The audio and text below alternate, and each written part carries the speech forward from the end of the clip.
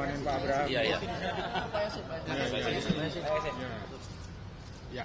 Oke. Oke ya. Oke. Ya. Terima kasih teman-teman. Kami ini masyarakat yang peduli ya terhadap pemberantasan tindak pidana korupsi, koalisi besar. Ini ada teman dari LBH Muhammadiyah dan saya susah menyebutkan satu persatu, tapi yang penting kalian bisa lihat di sini. Tadi kita berdiskusi sama pimpinan KPK ya, dihadiri langsung oleh Pak Fitro dan Pak Ibnu. Kemudian menyusul saat terakhir Pak Ketua, Pak Setio Budi juga hadir. Kita mendiskusikan kasus yang sedang hangat nih.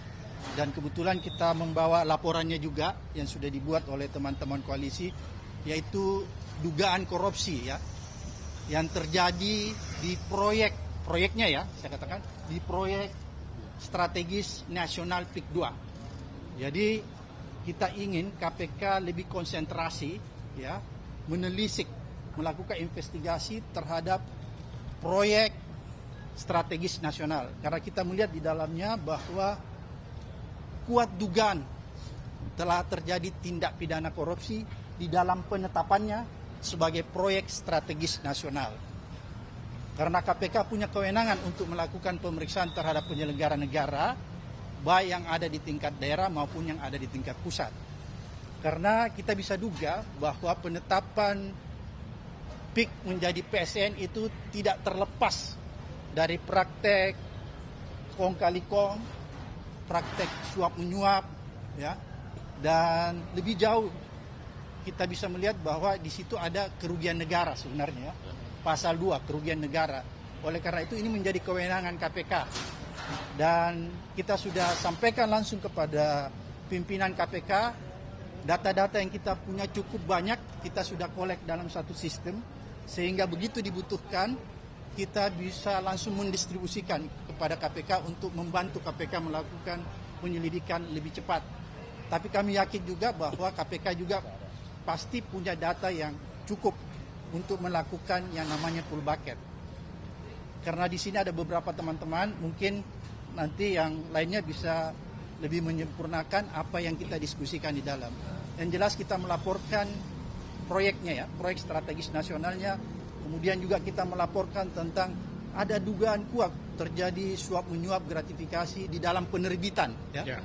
Penerbitan sertifikat di atas laut ya, yang diduga kuat dilakukan oleh Agung Sedayu Group dan anak perusahaannya yang ya. super cepat satu yang lagi. Super cepat. Oleh karena itu kita meminta supaya KPK tidak usah khawatir memanggil orang yang merasa dirinya kuat selama ini, yaitu Aguan. Ya, karena nama ini seolah-olah diciptakan mitos bahwa dia tidak tersentuh oleh hukum. Ya. Oleh karena itu kita ingin mendorong KPK supaya orang ini segera diperiksa.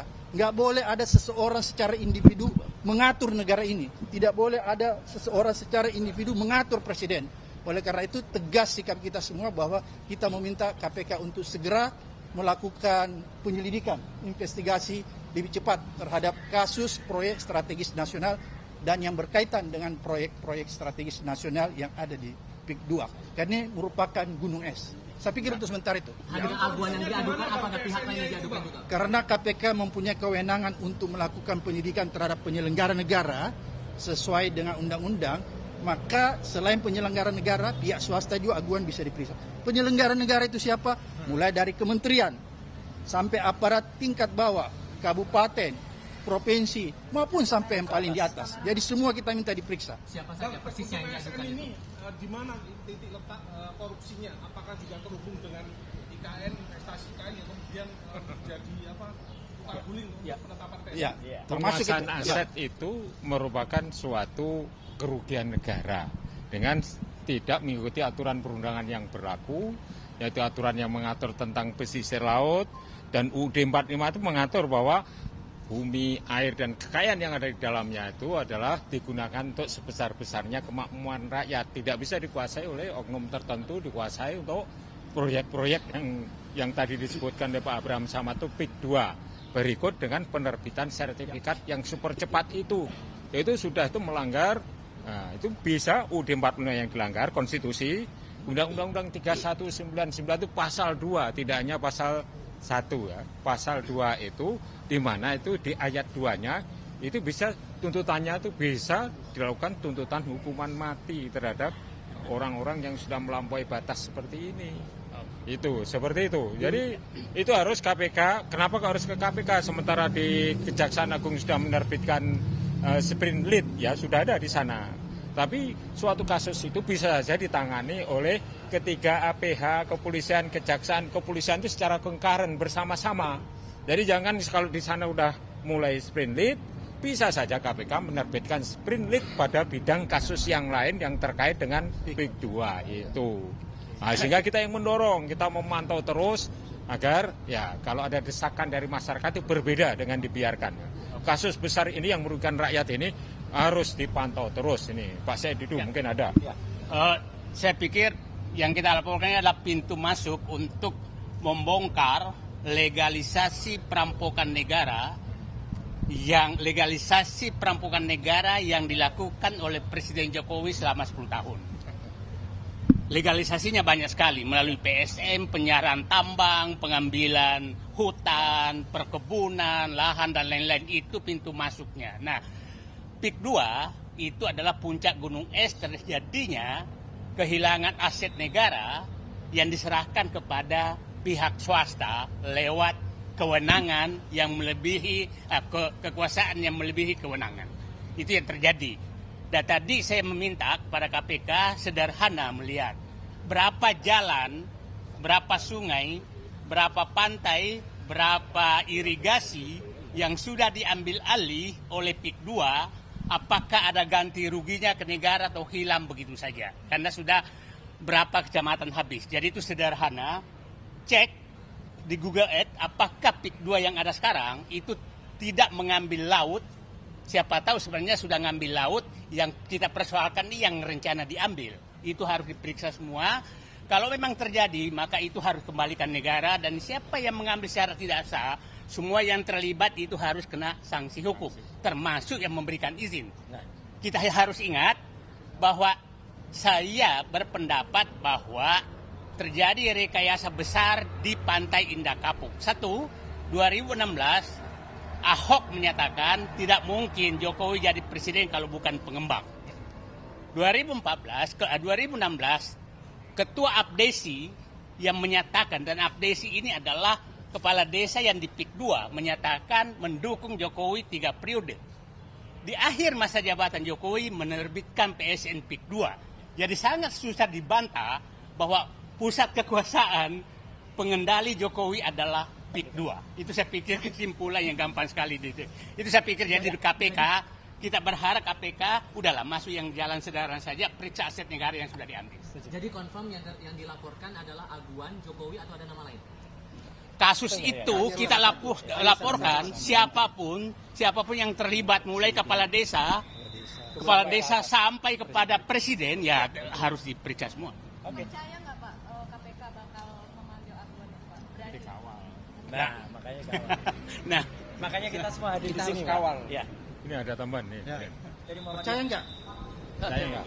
Oke, terima kasih teman-teman. Saya mau ngasih update dulu ya soal pengaduan kami ke Barreskrim Polri pada tanggal 17 Januari yang lalu, bahwa tadi malam kami sudah bertemu dengan tim dari Barreskrim Polri di kantor PP Muhammadiyah untuk mendalami pengaduan kami. Kami sudah sampaikan secara gamblang terkait dengan siapa dalang di balik pemagaran laut dan soal HGB palsu itu. Dan mudah-mudahan dalam waktu yang cepat Mabes Polri akan segera menetapkan ya dalam kasus pemagaran laut ini, dan sekarang sudah masuk dalam tahap penyelidikan. Itu yang pertama.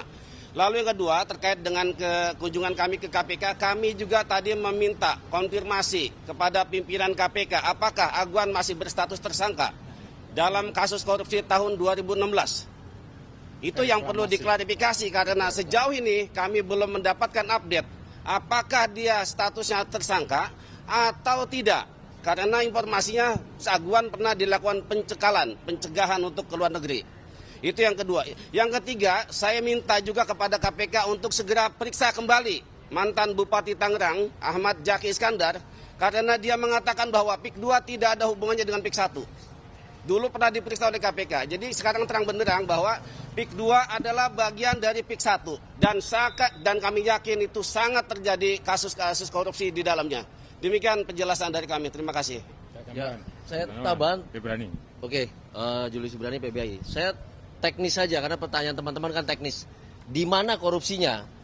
Sepanjang yang kami perhatikan, beberapa instansi itu tidak pernah mendapati ada proses administrasi, termasuk mendaftarkan sertifikasi lahan dan segala macamnya.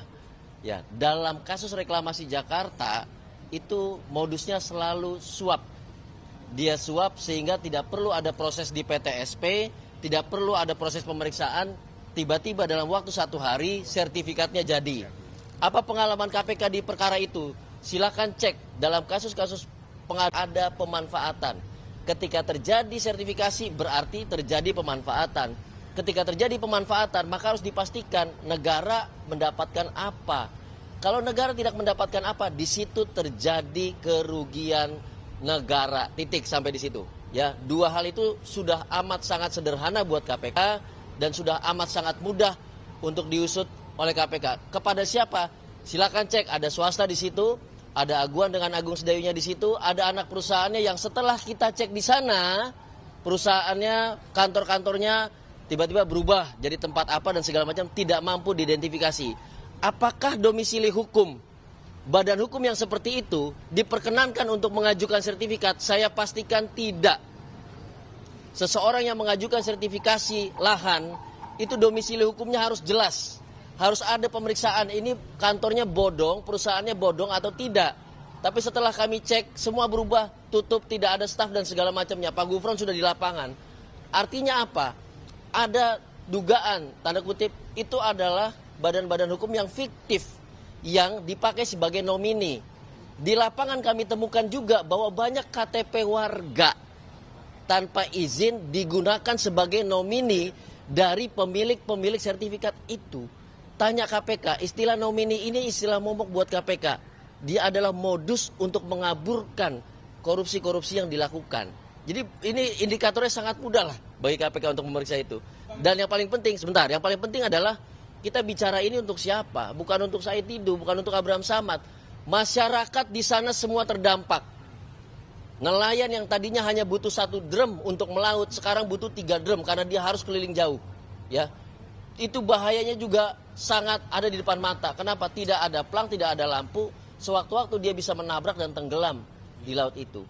Masyarakat juga terdampak. Kenapa? Wilayah yang dipagari tentu tidak bisa diambil ikannya. Pagar menggunakan plastik, triplek HPL segala macam. Tentu itu merusak lingkungan. Jadi ini multidimensional. Saya pikir 1 PIK 2 itu ditangani, maka multidimensi yang bisa diberesi oleh negara ini. Makanya ini bukan soal 1-2 orang, ini soal masyarakat, ini soal negara. Jadi kalau Kejaksaan Agung telah menerbitkan penyelidikan, KPK bisa berkoordinasi. KPK bisa mensupervisi apa yang dikerjakan Kejaksaan Agung. Dan bahkan apabila dia tidak berjalan, bisa mengambil alih agar berjalan. Kasusnya apa? Banyak sekali contohnya. Dan kami akan monitor, berjalan atau tidak berjalan, kami akan pasang badan untuk terus bersuara di publik. Gitu. Oke.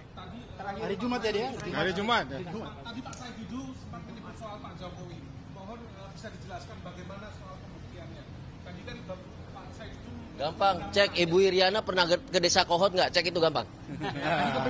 Ketika dia di desa Kohot, Ketua, siapa yang Pak fasilitasi? Fitro, Itu gampang. Sama Pak Ibnu. Ya, ini Jumat Adinda ya, Jumat. Ini Jumat berkah. Jumat berkah. Dulu Jumat keramat.